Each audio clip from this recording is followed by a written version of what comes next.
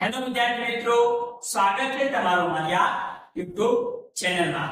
આજે આપણે ભણવાના છીએ ધોરણ 8 વિષય ગણિત, જેમાં આપણે અસાઇનમેન્ટનું સોલ્યુશન જોઈ રહ્યા છીએ વિદ્યાર્થી મિત્રો।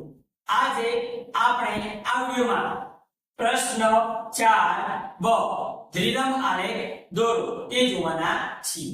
આપણે એમાં આલેખ નંબર 3 આવ્યા। પહેલો અને બીજો આલેખ આપણે આગળના વિડિયોમાં ભણી ચૂક્યા। જો તમે મારી ચેનલમાં નવા હો તો સૌપ્રથમ ચેનલને સબસ્ક્રાઇબ કરી બેલ આઇકોનને ઓન કરી દો, અને જો વિડિયોની ક્વોલિટી ડાઉન લાગે તો ઉપર સેટિંગમાં જઈને ક્વોલિટી વધારી દો, જેથી તમને વિડિયો સ્પષ્ટ જોઈ શકાય વિદ્યાર્થી મિત્રો। શરૂ કરીશું આપણે આગળ આલેખ 3, જેમાં આપણે આપ્યું છે બાળકો 5 વસાહતના કેટલાક લોકોની પસંદગી નીચે દર્શાવેલી છે। માહિતીનો દ્વિધમ આલેખ તૈયાર કરો। પ્રમાણમાં આપેલું છે y અક્ષ પર 1 સેમી બરાબર 5 લોકો, જેમાં આપણને વસાહતના બરાબર વસાહત A, વસાહત B, વસાહત C, વસાહત D અને વસાહત E એમ 5 નામ આપેલા છે। આ વસાહતમાં તરવું અને ચાલવું એની આપણને લોકોની સંખ્યા આપેલી છે। હવે વસાહત A માં તરવામાં કેટલા લોકો છે? 22 લોકો, ચાલવામાં 40 લોકો। વસાહત B તરવામાં 51, ચાલવામાં 46। વસાહત C તરવામાં 62, ચાલવામાં 56 લોકો। વસાહત D માં તરવામાં 36 લોકો, ચાલવામાં 43 લોકો। વસાહત E માં તરવામાં 33 લોકો અને ચાલવામાં 48 લોકો। આવી આપણને માહિતી આપેલી છે। આ માહિતીનો આપણે બાળકો દ્વિધમ આલેખ તૈયાર કરવાનો છે। તો સૌથી પહેલા આપણે શું કરીશું બાળકો? તો x અક્ષ અને y અક્ષ આપણે દોરી દઈશું। શું દોરશું? x અક્ષ અને y અક્ષ આ રીતે દોરી દેવાનું। ત્યારબાદ શું કરવાનું? જે બંને છેદે ત્યાં આગળ ઉગમ બિંદુ કો નામ આપવાનું। હવે આપણને માહિતીમાં વસાહત આપેલી છે અને એ વસાહતમાં લોકોની સંખ્યા આપેલી છે કે તરવામાં અને ચાલવામાં સંખ્યા આપેલી છે। તો આપણે વસાહતના નામ જે લખીશું બાળકો, x અક્ષ ઉપર લખીશું વસાહત। એમાં આપણને વસાહત A, વસાહત B, વસાહત C, વસાહત D અને વસાહત E આપેલું છે। તો કે તે નામ આપવાના। અહીંયા આગળ દ્વિધમ આલેખ દોરવાનું માટે પહેલું ખાનું શું કરવાનું? જવા દેવાનું બાળકો। ત્યારબાદ બીજા બે ખાનામાં વસાહત A નામ લખવાનું। એક ખાનું જવા દેવાનું, બંને સ્તંભો જુદા પાડવાના। અહીંયા આગળ બે ખાનામાં વસાહત B નામ આપવાનું। એક ખાનું જવા દેવાનું, બે ખાનામાં વસાહત C નામ આપવાનું। એક ખાનું જવા દે, બીજા બેમાં વસાહત D નામ આપવાનું। એક ખાનું જવા દે, બીજા બેમાં વસાહત E નામ આપવાનું બાળકો। આ રીતે આપણે x અક્ષ ઉપર વસાહતની માહિતી દર્શાવો। હવે y અક્ષ ઉપર જોઈશું। આપણે પ્રમાણમાં લખેલું છે બાળકો, y અક્ષ ઉપર 1 સેમી બરાબર 5 લોકો લેવાના। કેટલા? 5 લોકો। તો આપણે લોકોની સંખ્યા કે દર્શાવજો વિદ્યાર્થી મિત્રો? y અક્ષ ઉપર દર્શાવીશું। જેમાં પ્રમાણમાં 5 દીધો એટલે 5 5 ઉમેરતા લખતું જવાનું। 5 10 15 20 25 30 એ રીતે આપણે જેટલી માહિતી હોય એ બધી આવી જવી જોઈએ। આપણે ક્યાં સુધી લખ્યું? 65 સુધી લખ્યું। આગળ લખીશું લોકોની સંખ્યા, ક્યાં આગળ? y અક્ષ ઉપર।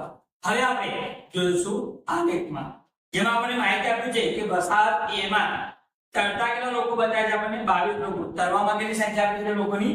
22। માટે આપણે વસાહતમાં પહેલો થાંભલો જે 22 સુધી લંબાવવાનો છે। કેટલા સુધી લંબાવવાનો છે બાળકો? 22 સુધી। તો જોઈએ 22 સુધી કેવી રીતે લંબાવતો? આ થાંભલો આપણે 20 અને 25 એની વચ્ચે 22 આવે। 20 પછી પહેલું જે કાપ કર્યો એ કેટલો થશે બાળકો? 21। ત્યારબાદ બીજો જે કાપ કર્યો એ 22 થશે। કેટલો થશે? 22। તો આપણે 20 પછીનો ઉપરના બે કાપા લેવાના, બરાબર? બીજા નંબરનો કાપ તો 22 થશે। તો આપણે ત્યાં સુધી આપણે શું કરીશું? વસાહત A માં તરતા લોકોની આપણે સંખ્યા દર્શાવીશું આ રીતે, બરાબર? 22 માં જે કાપ હોય ત્યાં આગળ આડી લાઈન કરી એને ઊભો સ્તંભ દર્શાવી દેવાનો। તો વસાહત A માં તરતા લોકોની સંખ્યા કેટલી? 22। હવે જોઈશું આપણે તેમાં ચાલવામાં કેટલા લોકો આપેલા છે। ચાલવું તેમાં સામે લખ્યું છે 40 લોકો। કેટલા બાળકો? 40। તો આપણે આ વસાહત A નો બીજો થાંભલો 40 સુધી લંબાવ્યો, તો 40 ક્યાં છે? આ બતો આટલા સુધી આવશે। તો આને આપણે બાજુવાળા થાંભલાને 40 સુધી આ રીતે લંબાવીશું, બરોબર? આ રીતે બંને જોડે સ્તંભો આપણે દર્શાવ્યા, બરોબર?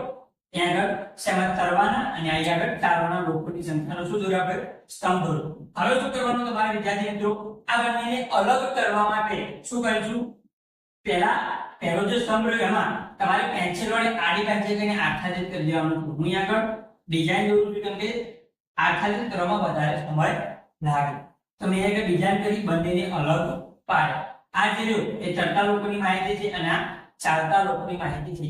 તો આપણે અહીંયા આગળ આલેખમાં લખવું પડશે આ રીતે આમ કરીને. અંદર જે આચ્છાદિત કર્યું શું છે, ચડતા લોકોની સંખ્યા. શું છે? તરતા લોકોની સંખ્યા. ત્યારબાદ જે આચ્છાદિત નથી કરેલું આ બાજુમાં એ શું છે, ચાલતા લોકોની સંખ્યા. શું છે બાળકો? ચાલતા લોકોની સંખ્યા. આ રીતે આપણે દર્શાવી દેવાનું છે. તો આપણે પહેલું થોડું કર્યું વસાહત અ વસાહત બી જોશું બાળકો, જેમાં આપણને તરવામાં કેટલા લોકો લખેલા છે? 51. કેટલા લખેલા છે? 51. તો આપણે આ વસાહત બાળકો જે સમૂહ આપણે 51 સુધી લંબાવશું. હવે 51 ક્યાં હશે? તો 50 પછીનો તરત પહેલો કાપો એ શું થશે? 51. આ કાપો જે રો એને આપણે અહીંયા આગળ સામે સુધી જે લાઈનમાં 51 એને આમ દર્શાવીને આપણે સીધો આમ સ્તંભ દોરી દેવાનો છે. બરાબર? તો વસાહત બીમાં જે તરતા લોકોની સંખ્યા કેટલી છે? 51. તો આપણે 51 સુધી લંબાઈ દઈશું. ત્યારબાદ જોઈશું બાળકો આપણે આગળ. હવે વસાહત બીમાં ચાલવામાં કેટલા લોકો આપ્યા? 46. કેટલા લોકો આપ્યા? 46. તો આપણે આ બાજુનો સમજી લો એ ક્યાં સુધી લંબાવશું બાળકો? 46. જોઈએ 46 કેવી રીતે દર્શાવાય? તો 45 આપેલા છે. 45 નો ઉપરનો એક કાપો કરો તો બાળકો 46. 45 નો ઉપરનો કાપો શું થશે? 46. તો આ જે કાપો રહ્યો એ તમારે આમ આડી લાઈન કરી અને આમ દર્શાવી દેવાનો છે. આ થઈ ગયો વસાહત બીમાં ચાલવામાં કેટલા લોકો છે? 46 લોકો. અને વસાહત બીમાં તરવામાં કેટલા લોકો? 51. આ રીતે આપણે દર્શાવી દીધું. હવે શું કરવાનું બાળકો? આપણે આ બંનેને અલગ કરવા માટે પહેલા તાંબામાં શું કરશું? આપણે આચ્છાદિત પેન્સિલ વડે આમાં આછું કરી દેવાનું, જેમ દર્શાવ્યું ને એવી રીતે બાળકો આ રીતે આપણે કરી દેવાનું છે બાળકો. તો જેથી બંને સ્તંભ શું થઈ જાય? અલગ પડી જાય. હવે જોઈશું બાળકો આપણે આગળ વસાહત સીમા. જે વસાહત સીમા તરવામાં કેટલા લોકોની સંખ્યા આવી? 62. કેટલી આપેલી છે બાળકો? 62 આપેલી છે. તો આપણે વસાહત સીમા વાળો જે સ્તંભ રહ્યો આ એમાં તરવામાં ક્યાં સુધી આપણે લંબાવશું? 62 સુધી. 62 એટલે કેવી રીતે દર્શાવાય? તો 60. એના ઉપર પહેલો કાપો 61, બીજો કાપો જે હશે 62 મોઢું. આ લાઈનને આપણે જે રહી એને આપણે સીધી અહીંયા આડી કરી, બરાબર, એને આપણે લંબાઈ દેવાની છે. આ સ્તંભ દર્શાવી દેવાનો છે. એ શું જેવું? વસાહત સીમા તરતા લોકોની માહિતીનો સ્તંભ. કેટલો? 62. 60 ના ઉપરનો બીજો કાપો, પહેલો કાપો 61, બીજો કાપો 62 આવશે. ત્યારબાદ જોઈશું આપણે વસાહત સીમા ચાલતા લોકોની સંખ્યાની કેટલી સંખ્યા આપેલી છે? 56. કેટલી આપેલી? 56. તો આ સ્તંભને આપણે 56 સુધી લંબાવશું. 56 એટલે શું થશે? 55 પછીનો પહેલો કાપો, તો અહીંયા આગળ આવશે 56. આ જે 56મો કાપો એને આપણે અહીંથી બરાબર સીધો લંબાવી છું. બસ તો આ રીતે આપણે વસાહત સીમા તરતા લોકોનો સ્તંભ અને ચાલતા લોકોનો સ્તંભ દર્શાવે. ત્યારબાદ શું કરીશું? બંનેને અલગ કરવા માટે આપણે આચ્છાદિત કરી દઈશું. બરોબર?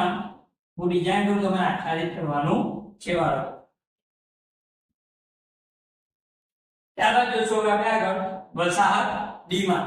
વસાહત ડીમાં તરતા લોકોની સંખ્યા કેટલી આપેલી છે બાળકો? 36. કેટલી આપેલી છે? 36. તો આ તમને આપણે શું કરવાનું? 36 સુધી લંબાવવાનું છે. હવે 36 એટલે શું? 35 પછીનો પહેલો કાપો 36 આવશે. તો આ જે લાઈન રહી એ આપણે બરોબર આમ આડી કરી દેવાનું. 36મો કાપો, ત્યારબાદ આમ ઉભો દર્શાવી દેવાનો છે. તો એ શું થઈ ગયું? વસાહત ડીમાં ચડતા લોકોની સંખ્યા કેટલી આપેલી છે? તો આપણે 36 સુધી લંબાવી દીધું બાળકો. હવે વસાહત ડીમાં ચાલતા લોકો તો એ કેટલા છે? તો 43. આપણે આ સ્તંભને ક્યાં સુધી લંબાવશું? 43 સુધી લંબાવી દઈશું. 43 સુધી લંબાવી. 43 એટલે 40 પછી પહેલો કાપો 41, બીજો 42, ત્રીજો 43. ત્રીજો જે કાપો રહ્યો એ આપણે અહીંયા આગળ શું કરીશું? આડી લાઈન દોરી દઈશું. શું કરીશું? આડી લાઈન. હું અહીંયા આગળ આશરે લઉં છું, તમારે અંદર બરોબર કાપા દોરેલા હશે એ પ્રમાણે લેવાનું છે. આ રીતે મેં બરોબર 43 સુધી શું કર્યું, લંબાવી દીધું. વસાહતીમાં બરાબર ચારતા લોકોનો સમ અને ચારતા લોકોનો સમ દર્શાય. હવે શું કરવાનું, બંનેને અલગ પાડવા માટે આચ્છાદિત કરી દેવાનું. આ રીતે બરોબર. ત્યારબાદ જોઈશું વસાહત ઈમાં. વસાહત ઈમાં ચારતા લોકો કેટલા આપેલા છે આપણને, 33. કેટલા આપેલા, 33. આ જ આપણે 33 સુધી લંબાવવાનું છે. હવે 33 કેવી રીતે થાય, તો 30 પછીના 3, તો 30 પછી પહેલો 31, બીજો 32, ત્રીજો કાપો 33. આ ત્રીજો કાપો આપણે લંબાવવાનો છે. શું કરવાનું છે, આટલે જ્યાં છે ત્યાં આગળ આડી લાઈન કરી અને આમ ઉપર પટ્ટી વડે ઊભી લાઈનો આપણે ખેંચી લેવાની છે. તો વસાહત ઈમાં ચારતા લોકો કેટલા, 33, એનો આપણે સ્તંભ જોડવાનો. હવે વસાહત ઈમાં જે ચારતા લોકો રે 48, એનો આપણે સ્તંભ દોરીશું. આ સમય આપણે 48 સુધી લંબાવ્યું. હવે 48 એટલે 45 પછીના 3 કાપા, 46, 47 અને 48. 45 પછીના 3 કાપા એટલે કે 48 થશે. આ કાપાને આપણે બરોબર શું કરીશું, તો આડી લાઈન દોરી અને એને આમ ઊભો આપણે દર્શાવી દેશે.